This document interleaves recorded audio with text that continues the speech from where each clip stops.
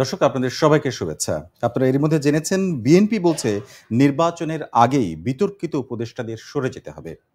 কোন উপদেষ্টার পদত্যাগ এমনকি দায়িত্ব পুনর্বন্টনের প্রসঙ্গ এসেছে বিভিন্ন আলোচনায়। এনসিপি এবং জামাতের সঙ্গে আজ উপদেষ্টাদের বৈঠক হলো। সেই বৈঠকে আসলে কি বিষয়ে আলোচনা হলো? এনসিপি কি জুলাই সনদ নিয়ে কিছু বলছে?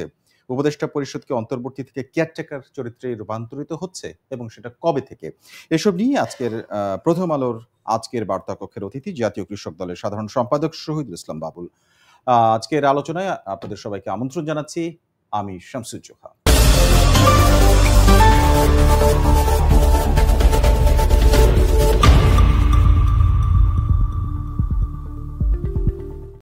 যাচ্ছি বার্তা কক্ষের আজকের অতিথি জাতীয়তাবাদী কৃষক দলের সাধারণ সম্পাদক শহীদুল ইসলাম বাবুলের কাছে। আপনাকে স্বাগত। জি স্যার। প্রথমেই জানতে চাইব যে বিতর্কিত উপদেষ্টাদের বিএনপি সরাসরি বলেছে যে নির্বাচনের আগেই তাদেরকে সরে যেতে হবে। নির্বাচনের আগে আসলে কোন উপদেষ্টা সরে যাওয়া বলতে পদত্যাগের কথাই নিশ্চয়ই বলছেন এবং কারা তারা? না, আপনারাই লিখেছেন তো বিভিন্ন সময়ে সরকারের মধ্যে অন্যায়, অনিয়ম বা উপদেষ্টাদের অনেক ক্ষেত্রে বাড়াবাড়ি বা ক্ষেত্র বিশেষে স্বজনপ্রীতি, দুর্নীতি, নানান ধরনের অদক্ষতা, অযোগ্যতা বা কর্মনিস্পৃহতা এরকম অসংখ্য ঘটনা আমরা দেখছি। বিশেষ করে অনেকগুলো মন্ত্রণালয়ে এখানে খুব কম মন্ত্রণালয়ে এখানে সাকসেসফুলি বা গতিশীল ছিল বিগত এই ১ বছর কয়েক মাসে। তো সেই জন্যে এটা তো একটা স্বাভাবিক দাবি যে নির্বাচন, আর এইটা হলো একটা বিষয়। আরেকটা বিষয় হলো ধরুন নির্বাচনের আগে দুনিয়ার সব দেশেই সরকারের আকার আয়তন বা অবস্থান পরিবর্তন করতে হয়, ছোট করতে হয়, রুটিন ওয়ার্কগুলো তাদের করতে হয়।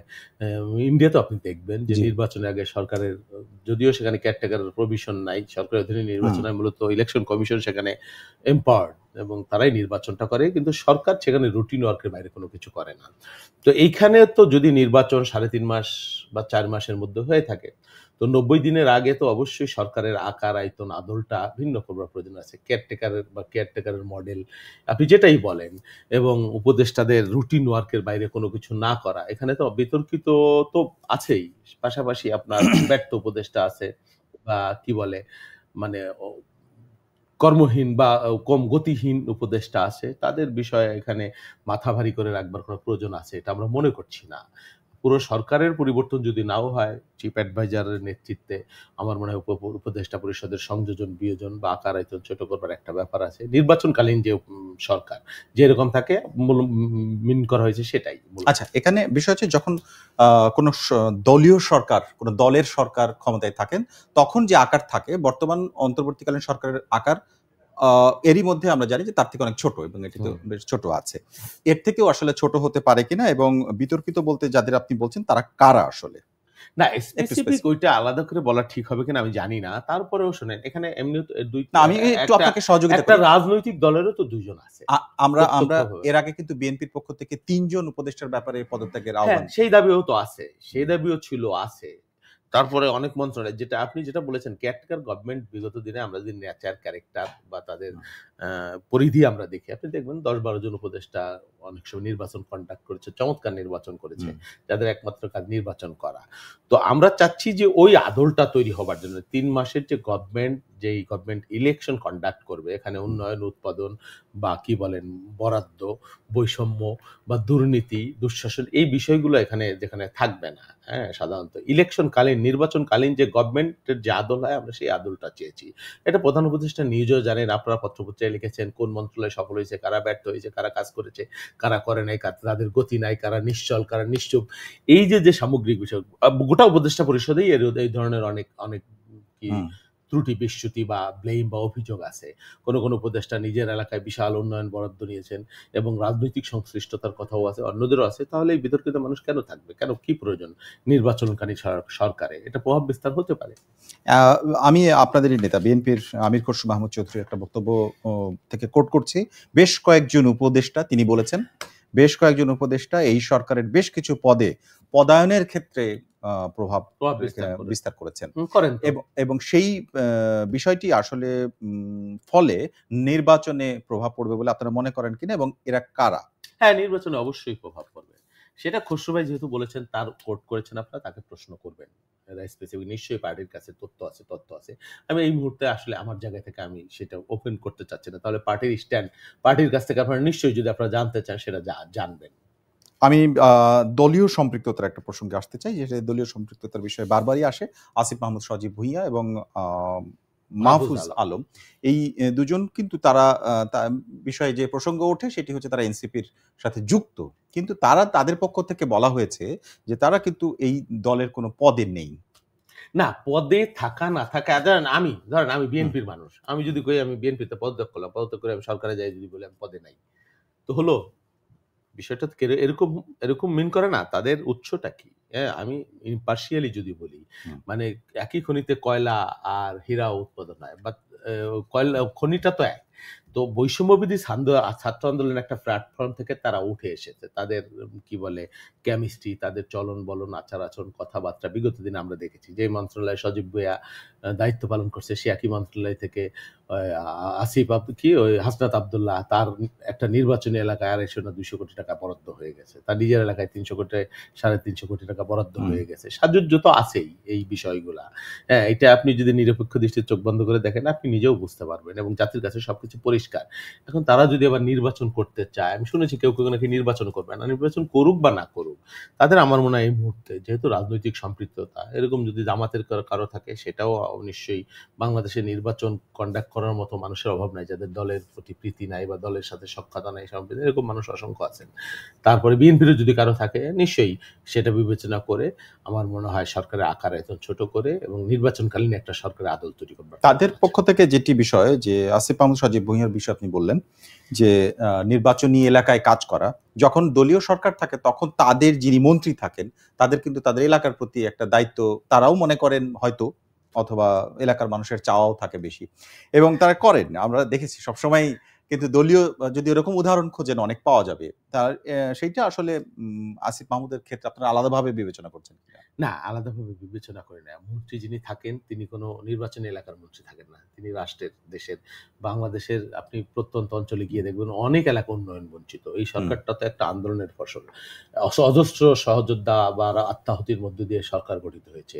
আমরা বৈষম্যহীনতার বিরুদ্ধে আন্দোলন করেছি, আমরা ন্যায়ের পক্ষে আন্দোলন করেছি, আমরা গণতন্ত্রের পক্ষে আন্দোলন করেছি। 1 বছর না যাইতেই যদি আমরা সেটা ভুলে যেয়ে নিজেরটাই শুধু বুঝি, তাহলে সেটা দুর্ভাগ্যজনক। এই সরকারটা ভিন্ন সরকার। হ্যাঁ, নির্বাচিত সরকার একটু একটু ব্যতিক্রম হতেই পারে। কোন জেলায় 2 কোটি আর কোন জেলায় 300 কোটি, is it a matter of joke এই রাষ্ট্রে? এটা তো হতে পারে না। কোন জেলায় 14 কোটি আর কোন জেলায় 325 কোটি, 315 কোটি, একটা থানার মধ্যে এই রাষ্ট্রে এত ডিসক্রিমিনেশন, এত বৈষম্য, এটা তো মানে কি বলবো, মানে একেবারে সমুদ্র আর পুকুরের মতো একটা ব্যাপার। এই বছরের মে মাসে বিএনপি লিখিতভাবে 3 জনের ব্যাপারে অভিযোগ দায়ের করে এবং সরকারকে জানায় আর কি, পদত্যাগ দাবি করে চিঠি দেন। তাদের মধ্যে আসিফ মাহমুদ সজীব ভুঁইয়া ছিলেন, মাহফুজ আলম ছিলেন, আরেকজন ছিলেন উপদেষ্টা, নিরাপত্তা উপদেষ্টা খলিলুর রহমান। আপনাদের সেই অবস্থান কি এখনো আছে যে তাদের পদত্যাগী, মানে সেই বিষয়টি আপনারা এখানে কেউ নাম উল্লেখ করেননি, কিন্তু এই নামগুলো তখন এসেছিল, মানে তাদের বিষয়ে আপনাদের পর্যবেক্ষণ আছে কিনা, পরিবর্তন হয়েছে কিনা? পর্যবেক্ষণ আছেই, ছিলই তো, এখনো তো সেই পর্যবেক্ষণটা পরিবর্তন হয়েছে কিনা? সেটা পরিবর্তন না, সংযোজন বিয়োজন হতে পারে, নিশ্চয়ই আরো সংযোজন হতে পারে। শুধুমাত্র পক্ষপাতিত্ব তো ব্যাপার না। এই যে ধরেন হেলথ অ্যাডভাইজার যিনি, তার কি কাজ, কি কর্ম, কি পরিধি কিছু আপনি জানেন? মানে একটা নিশ্চুপ স্থবির পাথরের মতো মন্ত্রণালয়, এরকম গুরুত্বপূর্ণ একটা মন্ত্রণালয় এটা হতে পারে? তারপর আরো অনেকগুলো মন্ত্রণালয় এরকম দেখেন, ইভেন হোম অ্যাডভাইজার, তাকে নিয়েও তো অনেক মানে কথা, ষড়যন্ত্র, ব্যর্থতার এটা তো খুবই ইম্পর্টেন্ট জায়গা যেটি আপনি বললেন, হোম অ্যাডভাইজার। স্বরাষ্ট্রমন্ত্রী মানে স্বরাষ্ট্র উপদেষ্টা বর্তমানে, সেই জায়গাটি নির্বাচনের ক্ষেত্রে অনেক বড় ভূমিকা থাকে, কারণ তার অধীনেই পুলিশ সহ অন্যান্য বাহিনী থাকে সবসময়। সেইটা আপনারা পরিবর্তন চান নাকি এটা সংস্কার চান, নাকি এটা ভিন্ন আদলে ভূমিকা রাখবে? আমার মনে হয় নির্বাচন একটা টাফ ম্যাটার, গুরুত্বপূর্ণ ব্যাপার। সেই সময়ে উনি স্বরাষ্ট্র মন্ত্রণালয়ের দায়িত্ব পালন করবেন কি করবেন না, নিশ্চয়ই সরকার এটা ভেবে দেখবার সময় আসে। মানে আপনাদের চাওয়া আছে কিনা? এই সময়ে এই মন্ত্রণালয়টা খুবই গুরুত্বপূর্ণ, সেন্সিটিভ মন্ত্রণালয়। এখানে আমি ওনার নিরপেক্ষতার বিষয়ে আমরা কথা বলছি না, কিন্তু ওনার সক্ষমতার যে বিষয়টা, এই বিষয়টা আপনি ইতিমধ্যেই নিশ্চয়ই আপনারা টের পেয়েছেন এবং তার অধীনস্থ যে বাহিনী, সেই বাহিনীর মানে নিশ্চল, গতিহীনতা বা কি বলে অ্যাক্টিভনেস, এই জায়গাটার মারাত্মক সংকট আছে বলে আপনি দেশের ল অ্যান্ড অর্ডার দেখেই আপনি বুঝতে পারেন। সুতরাং এই ল অ্যান্ড অর্ডারকে যদি ডেভেলপ না করেন, তাহলে কিন্তু নির্বাচন পরিবেশ, নির্বাচনের শঙ্কা সম্ভাবনা এগুলো দেখা দিতে পারে। সেইজন্য এই মন্ত্রণালয়কে অধিক তৎপর ক্যারিজমেটিক একজন মানুষকে আমার মনে হয় নতুন করে চিন্তা করবার সেটা কি প্রয়োজন। এই উপদেষ্টার মানে কমিটির মধ্যে, এই উপদেষ্টার যে পরিষদ না, না, তার মধ্যেই কেন? আগে একজন এটা তো প্রধান উপদেষ্টারও এখতিয়ার আছে। উনি হুম, বাইরে থেকেও নিতে পারেন বা এখান থেকেও যদি মনে করেন কেউ এরকম আছে ক্যারিজমেটিক, তাহলে হতে পারে। আমার মনে হয় নতুন করে চিন্তা করবারই প্রয়োজন আছে বলে আমরা মনে মানে করছি। উপদেষ্টা পরিষদের বাইরে থেকে বাইরে থেকেও হ্যাঁ, হ্যাঁ, হতে পারে। আহ, আপনার দলীয় সম্পৃক্ততার প্রশ্ন এনেছেন এবং দলীয় সম্পৃক্ততার প্রসঙ্গ গতকালকে আমরা দেখেছি যে বিএনপির মহাসচিব নিজেও বলেছেন এবং আজকে আমির খসরু মাহমুদ চৌধুরীও বলেছেন এবং তাতে যে ইঙ্গিত করা হচ্ছে তাতে এনসিপির সাথে যুক্ত যে দুজনের কথা আপনি আলাপ করেছেন, আসিফ মাহমুদ, সজীব ভুঁইয়া এবং মাহফুজ আলমের কথা এসেছে। কিন্তু আরেকটি আপনাকে উল্লেখ করতে চাই, ধর্ম উপদেষ্টা আফম খালিদ হোসেন, তিনি ইসলামী আন্দোলন বাংলাদেশের, তিনি ওখানেও শিক্ষা উপদেষ্টা পদে আছেন। এ এই সম্পৃক্ততা তো তারও আছে। যেমন আপনি আপনার কথা বললেন। সেক্ষেত্রে আপনাদের কোনো পর্যবেক্ষণ আছে কার কিনা বা সম্পৃক্ততা আছে আ কার? খালিদ হোসেন। হ্যাঁ, নিশ্চয়ই। উনি তো একটা ইসলামী হুম, আন্দোলনের হুম। উনাকে কি কারণে উপদেষ্টা নেওয়া হয়েছে আমি জানি না এবং উনি অনেক বিতর্কিত ভূমিকা পালন করেছেন ইতিমধ্যে। বাংলাদেশে কত নিরপেক্ষ আলেম ওলামা বাংলাদেশে রয়েছে। কিন্তু ধর্ম উপদেষ্টা কি কারণে এই ব্যক্তিকে দেওয়া হয়েছে আমার বোধগম্য না। ১ম থেকে এটা নিয়ে আমাদের অবজারভেশন ছিল। শুধু আমার না, বাংলাদেশের অনেক মানুষের অবজারভেশন আছে। উনাকে সবার আগে অব্যাহতি দেওয়ার প্রয়োজন আছে বলে আমরা মনে করছি। সবার আগে। এবারে আসি যে এই সবকিছু মিলে বিএনপির যে একটা হতাশার কথাও বলেছে যে সারা বিশ্বের আমরা যেখানে যাই, আমির খসরু মাহমুদ চৌধুরী আজকে বলেছেন, যেখানে যাই আমরা মানুষজন জিজ্ঞেস করে তোমাদের নির্বাচন কবে? এবং তিনি অনির্বাচিত সরকারের কাছে আমাদের প্রত্যাশা খুবই কম। খুব একটা চেয়ে লাভ নেই এরকম বলেছে। এরকম হতাশা মধ্যে দিয়ে তিনি বলেছেন। আপনারাও আসলে মানে পুরো নির্বাচনী যে এক ধরনের আমেজ তো মানুষ এখন এলাকায় যাচ্ছে, আ ভোট চাচ্ছেন বা এই ধরনের মনে হচ্ছে যে একটা পরিবেশ তৈরি হচ্ছে। এই অবস্থায় আপনারাও আসলে কিছুটা হতাশ কিনা?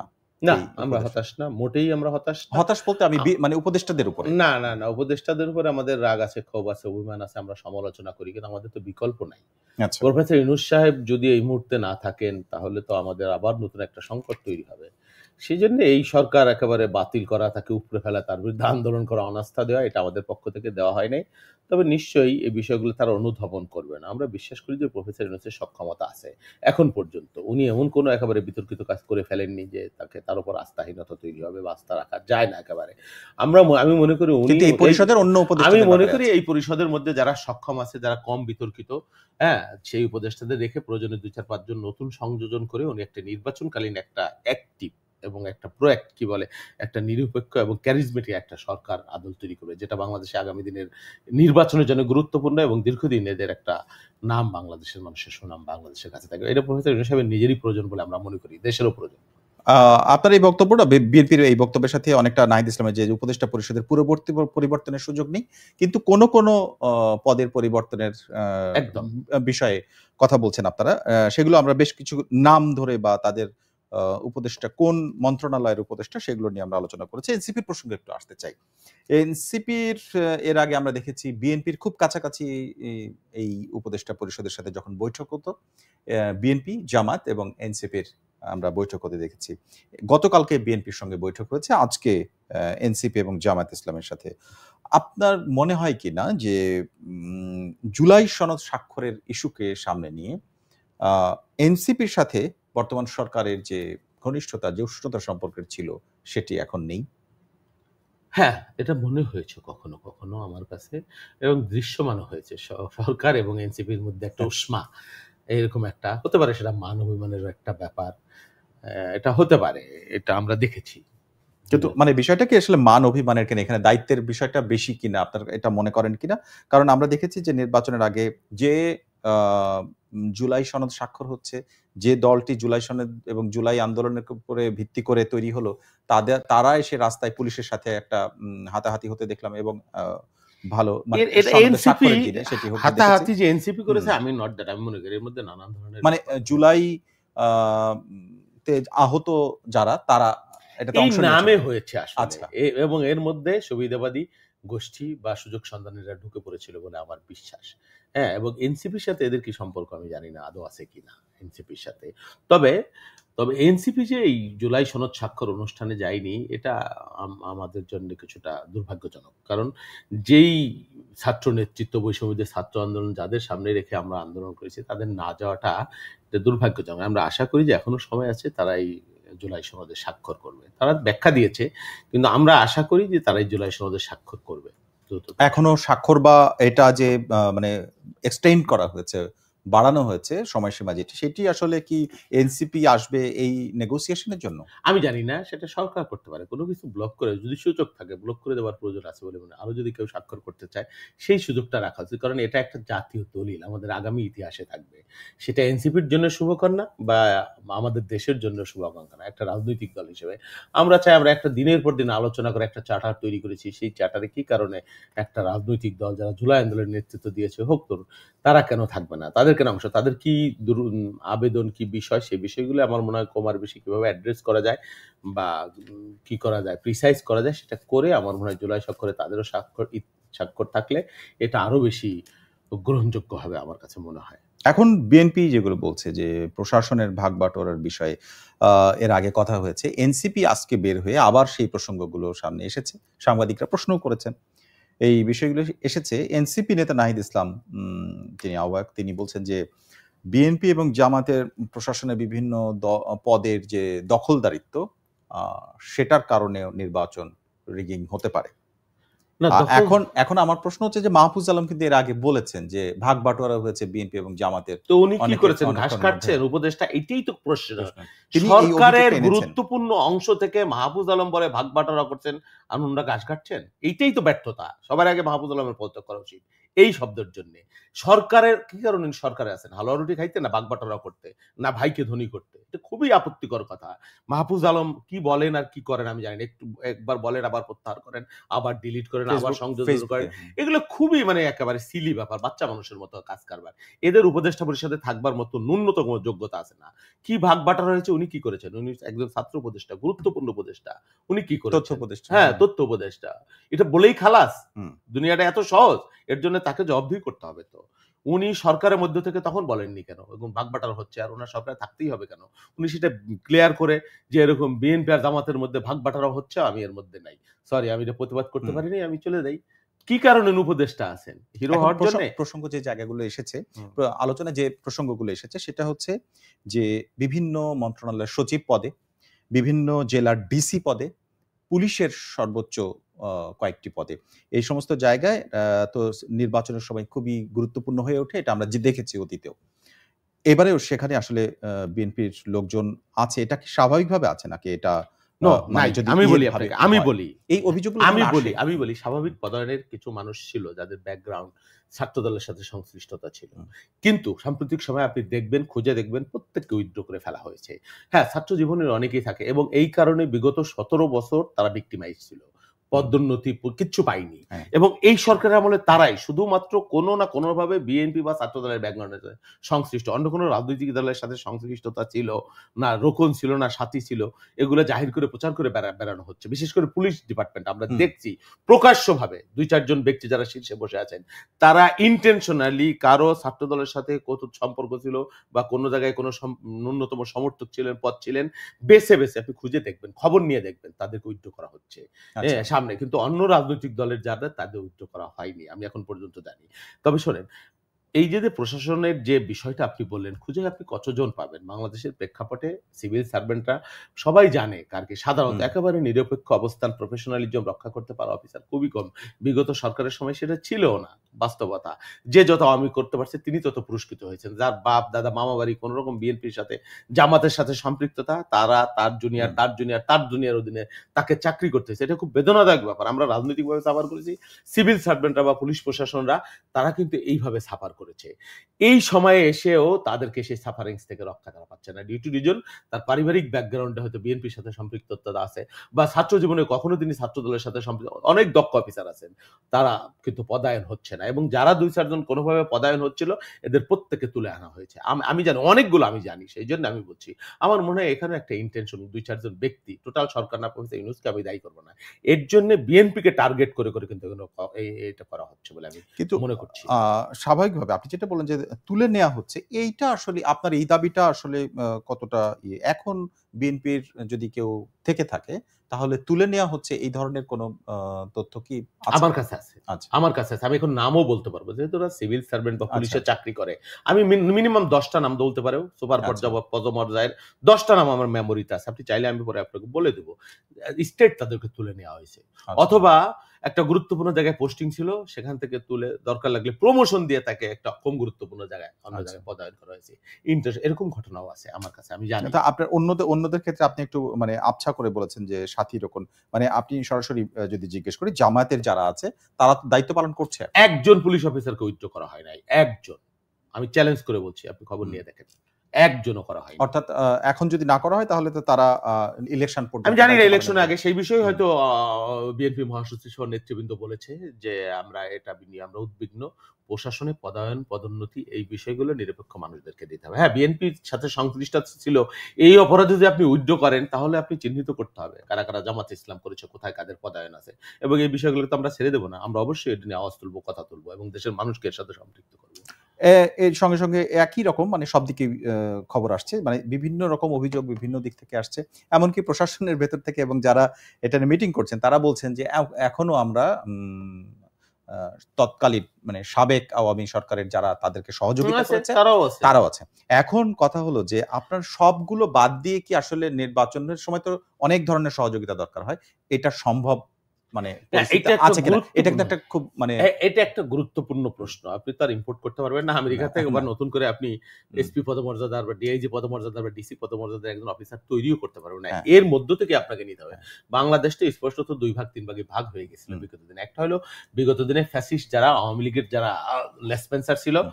তারা পুরস্কৃত পদায়নে একদম মানে শোনে, শোনে উন্নতি হয়ে গেছে। বাকিগুলো সব নিচে পড়েছিল, হ্যাঁ, তলানিতে পড়েছিল। তারা তো হঠাৎ করে সব হ্যাঁ, চলে যায় না। তলানিতে হুম, পড়েছিল। হুম, তাদেরকে আপনি কারো, কারো উঠিয়ে এনেছেন। কিন্তু পদায়নের ক্ষেত্রে ডিসক্রিমিনেশন কিন্তু এখনগুলো রয়েছে। আমরা মনে করছি এটা একটা সমন্বয় বৈষম্য। আপনি যদি একেবারে নিরপেক্ষ অফিসার করতে যান, আপনার পাইতেও দুষ্কর হবে। সেইজন্যে শুধুমাত্র বিশেষ দলকে টার্গেট করে তাদেরকে উইথড্র করে অন্যদেরকে উইথড্র না করা, এখানে একটা ইনটেনশন মানে দৃশ্যমান হয়। সেটাই আমরা বলছি। গত ১৬-১৭ বছরের কথা আপনারা বলছেন। নিশ্চয়ই সেই প্রেক্ষাপট থেকে ৫ই আগস্টের পরে প্রেক্ষাপট পরিবর্তন হয়েছে। আ আ বিএনপির মানে শীর্ষ ব্যক্তি সহ বিএনপির তারেক রহমান সহ মানে মামলা প্রত্যাহার, তারপরে তাদের এখন মামলা আর নতুন করে হয় না বা ঐরকম যে নির্যাতন নিপীড়নের যে বিষয়টা চিত্রটা আপনারা বলেন সেটা তো এখন নেই। তো বিএনপি তো এখন এই ১৭ বছরের থেকে ভালো অবস্থায় আছে। সবাই ভালো অবস্থায় আছে। আপনি যে তাই না? ভালো করে কথা বলতে পারছেন, হ্যাঁ। মন খুলে কথা বলতে পারছেন, প্রশ্ন করতে পারছেন। কোন তাহলে এখন মানে বিএনপির ক্ষেত্রে আমার বিষয়টা তাহলে এখন আসলে সমস্যাটা কোথায়? জামাত কি খুব ফুরফুরে মেজাজে আছে যে বিশ্ববিদ্যালয়ের ৪ টি পাবলিক বিশ্ববিদ্যালয়ে তারা ছাত্র সংগঠনগুলো জিতলো এবং তাদের নেতা থেকে বিএনপিকে উদ্দেশ্য করে বলা হয়েছে যে আপনারা দেখবেন যে সারা দেশে এইরকমই ভোটের বন্যা বইবে। হুম। এই যে বলুক। এই এ আমার এ কথা সেটা না। সেটা ভোটের বন্যা, ভোট তো হতে হবে। হুম, ভোটটা হওয়াটাই তো যদি ভোটের বন্যা হয়, নির্বাচন মানুষ যদি বিএনপিকে প্রত্যাখ্যান করে, জামাকে গ্রহণ করে, কিচ্ছু যেমন বিশ্ববিদ্যালয় করেছে। হুম। আমরা তো সেটা ওন করেছি। মানে কি বলে? এটা আমরা গ্রহণ করেছি তো। বা এটা আমরা প্রত্যাখ্যান তো করিনি। এটা মানুষের মতামত, ছাত্রদের মতামত, তার অসুবিধা কি? জামাতকে যদি বাংলাদেশের মানুষ ভোট দেয়, হ্যাঁ, তাহলে বিএনপি সেটা মেনে নিবে। কেন মেনে নিবে না? বিএনপি বিরোধী দলে এর আগেও ছিল, সরকারি দলেও ছিল। হ্যাঁ, আমরা ওই চিন্তা করছি না। আমরা মানুষের মতামতকে রেসপেক্ট করি, গণমানুষের যে সেন্টিমেন্ট সেটাকে রেসপেক্ট করি। কিন্তু আমরা যেটা ভোট নিয়ে শঙ্কা করেছিলাম বা নির্বাচনকালীন সময়ে নিরপেক্ষ মানুষ দিয়ে নির্বাচন করা অথবা চেক অ্যান্ড ব্যালেন্স যেটা হুম। প্রশাসনের মধ্যে একতরফা এক সাইডের প্রশাসন যদি থাকে সেটাও এক ধরনের নির্বাচনকে প্রশ্নবিদ্ধ করতে পারে। আমাদের সমস্যা মানুষের মতামত, ভোট, জামাত যদি বিপুল ভোটে ২/৩ সিট নিয়ে নির্বাচন করে বা বিএনপি যদি অনলি ৩৩ সিটও পায়, আমাদের সেটা মানুষের ভোটাধিকার বা মতামতের জন্যই তো আমরা লড়াই করেছি। ওই সেই জবাবটাই জায়গাটায় আপনি আমাদের রেসপেক্ট আ আছে। আ আপনার দল তো এর পক্ষ থেকে মানে আপনি জামাতের এই প্রশ্নটার কোনো জবাব দিতে চান? কোন প্রশ্ন? যে আ তারা যেটা বলছে যে এই ধারাবাহিকতাটাই মানুষ ভোটে দেখবে। এজন্য বিএনপি ভয় পেয়েছে। বিএনপি অনেক রকম মানে মাঠে যে বক্তব্যগুলো দেওয়া আচ্ছা, হয় সেই কথাগুলো বলা শোনেন, হচ্ছে। শোনেন। যার, যার বক্তব্য শেষে রাখবে। আচ্ছা। হাসিনাও ৯১ সালের নির্বাচনে দমদম এয়ারপোর্টে বলছে, বিএনপি ১০ সিটের বেশি পাবে না। আর ঢাকা বিশ্ববিদ্যালয়ের ডাকসু নির্বাচন বহু ডাকসু ভিপি আর জিএস জীবনে কোনদিন এমপি হইতে পারে নাই, চেয়ারম্যানও হইতে পারে নাই। এরকম রেকর্ড আছে। মাহমুদুর রহমান মান্না পরিষ্কার করে বলেছেন যে ডাকসু নির্বাচন একটা ভিন্ন প্রেক্ষাপট, ভিন্ন বাস্তবতা। হঠাৎ করে ছাত্রদলকে এই নির্বাচনে অংশগ্রহণ করতেছে ছাত্র সংসদ। শিবির ক্যাম্পাসেই ছিল ছলে বলে কৌশলে দীর্ঘ ১৫ বছর তারা ছক সাজিয়েছে, বিপুল অঙ্কের টাকা এখানে বিনিয়োগ করে এখন তারা এই নির্বাচনকে দিয়ে জাতীয় নির্বাচনে তারা বিপুল বিজয় পেয়ে যাবে। এই মনের আনন্দে যদি তারা করে নির্বাচন, অবশ্যই আমরা সাধুবাদ জানাই।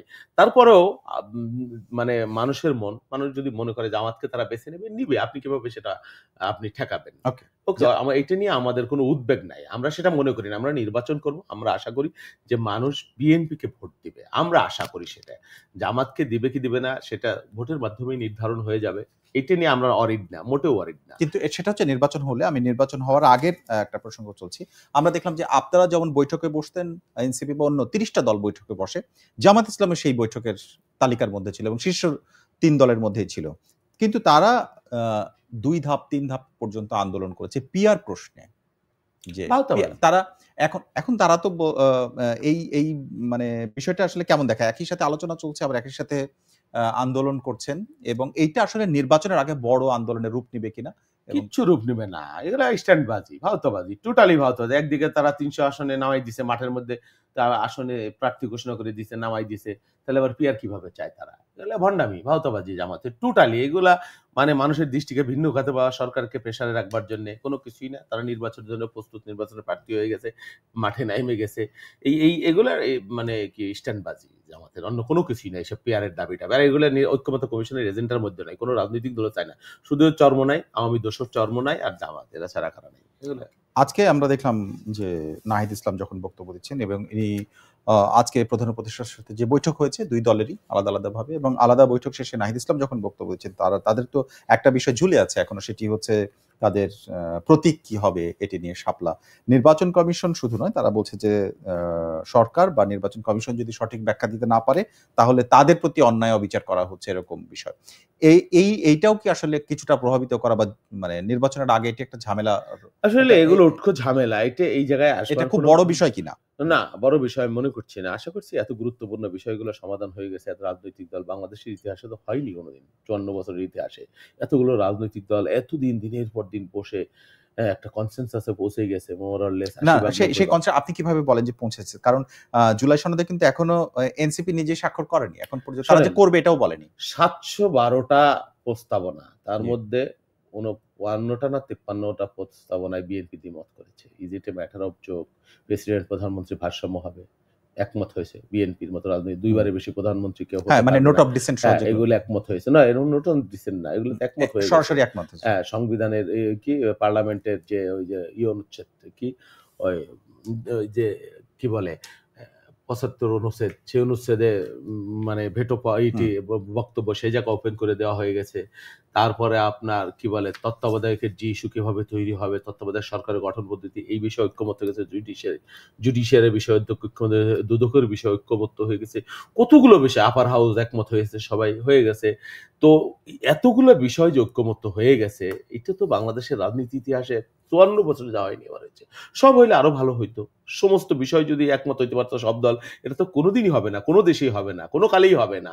কারণ ভিন্ন ভিন্ন রাজনীতি, প্রত্যেকের আদর্শ নীতি পথ ভিন্ন। সেই জন্য আমরা যেগুলো ঐক্যমত হয়েছি আমরা ওয়ার হ্যাপি। আমি মনে করছি এটা যদি বাস্তবায়ন হয়ে যায়, ইনশাল্লাহ হবে, তাহলে বাংলাদেশের রাজনীতি একটা মাইল ফলক, নতুন মাইল ফলক তৈরি হবে এবং ইতিহাসের অংশ থাকবে।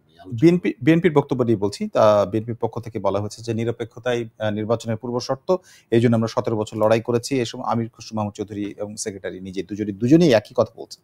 প্রশ্ন হচ্ছে যে নিরপেক্ষতার প্রশ্নে বিতর্কিত যে সমস্ত উপদেষ্টার প্রসঙ্গে আজকে কথা হলো আপনার সঙ্গে, এবং আরো যাদের ব্যাপারে পর্যবেক্ষণ আছে আপনাদের, তাদের পদত্যাগ যদি না হয় অথবা দায়িত্ব পুনর্বন্টন না হয়, তাহলে কি আপনারা নির্বাচনে যাবেন?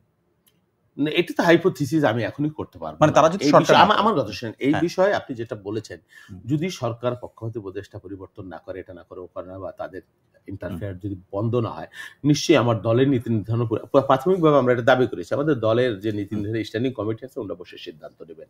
এই বিষয়ে এখনই আগাম করে বলবার কোনো সুযোগ আছে বলে মনে করি না। অনেক ধন্যবাদ আজকে আমাদের সাথে যোগ দেওয়ার জন্য শহীদুল ইসলাম বাবুল। Thank you. দর্শক, আমাদের সঙ্গে আজকে ছিলেন জাতীয়তাবাদী কৃষক দলের সাধারণ সম্পাদক শহীদুল ইসলাম বাবুল। তার সাথে আমরা বিএনপি যেটি বলেছে যে নির্বাচনের আগে বিতর্কিত যেসব উপদেষ্টা তাদের সরে যেতে হবে, সেই জায়গায় তারা কতটা অনড় বা কি যুক্তিতে তারা এগুলো বলছে, বা কাদের কথা আসলে বলছেন, তারা আসলে কারা, সেই বিষয়গুলো নিয়ে আজকে আলোচনা হয়েছে। এছাড়াও এনসিপি এবং জামায়াত ইসলামের অবস্থান নিয়েও আমরা বিএনপির প্রতিক্রিয়া জানার চেষ্টা করেছি। রাজনৈতিক এরকম নানা বিষয়ের আলোচনা এবং বিশ্লেষণ জানতে আমাদের সঙ্গে থাকুন। রবি থেকে বৃহস্পতিবার পর্যন্ত প্রথম আলোর এই আয়োজন বার্তা কক্ষ, প্রথমআলো.com সহ অন্যান্য সোশ্যাল মিডিয়া প্ল্যাটফর্মে। যারা সঙ্গে ছিলেন সবাইকে ধন্যবাদ।